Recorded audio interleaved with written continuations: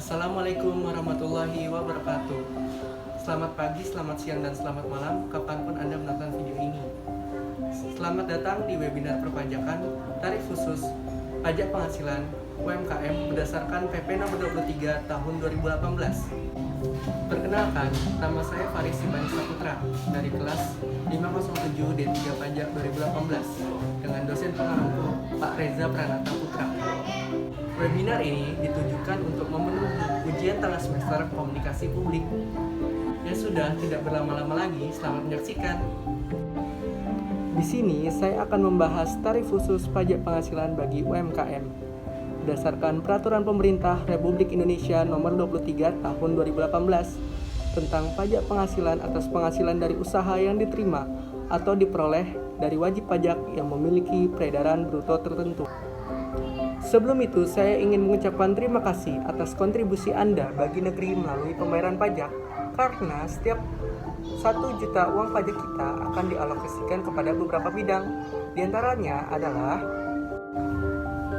bidang perumahan dan fasilitas umum sebesar 14.410 atau sekitar 1,4%, transfer ke daerah sebesar 344.000 atau sekitar 34,4%, bidang pelayanan umum sebesar 196.500 atau sekitar 19,6%, bidang perlindungan sosial sebesar 73.360 atau sekitar 7,3%, bidang pendidikan sebesar 66.000 atau sekitar 6,6%, bidang agama sebesar 4.585 atau sekitar 0,4%, bidang ekonomi sebesar 151.305 atau sekitar 15,1%, bidang kesehatan sebesar 29.475 atau sekitar 2,9%, bidang ketertiban dan keamanan sebesar 60.915 atau sekitar 6%, bidang pertahanan sebesar 48.470 atau sekitar 4,8%, bidang perlindungan lingkungan hidup sebesar 7.205 atau sekitar 0,7%, dan bidang pariwisata sebesar 3.275 atau sekitar 0,3%. Peraturan Pemerintah Nomor 23 Tahun 2018 menggantikan Peraturan Pemerintah Nomor 46 Tahun 2013 yang semulanya adalah 1%. Lalu, mengapa diberikan kepada UMKM? Karena UMKM merupakan tulang punggung perekonomian. UMKM mendominasi perekonomian. Jumlah unit usaha adalah sebesar 98,8% dari total unit usaha. Jumlah tenaga kerja adalah 96,99% dari total tenaga kerja. Produk domestik bruto adalah sekitar 60,3% dari PDB Indonesia loh.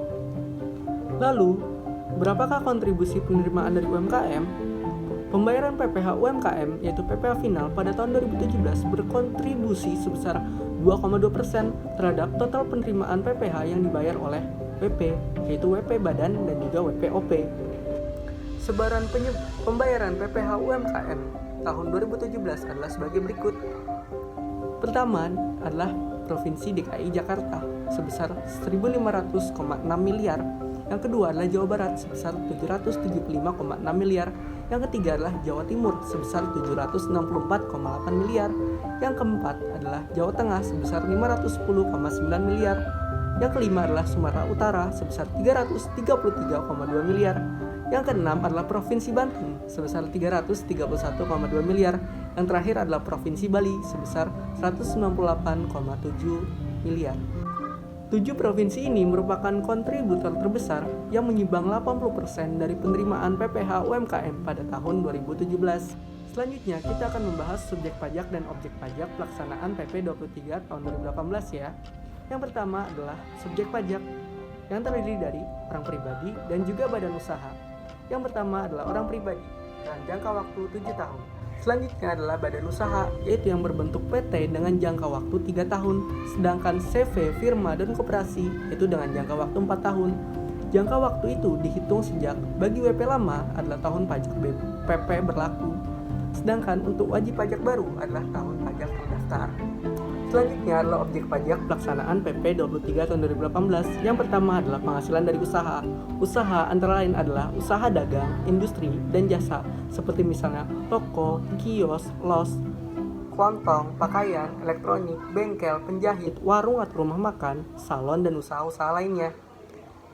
Objek pajak yang kedua adalah peredaran bruto atau omset, itu setahun tidak melebihi 4,8 miliar.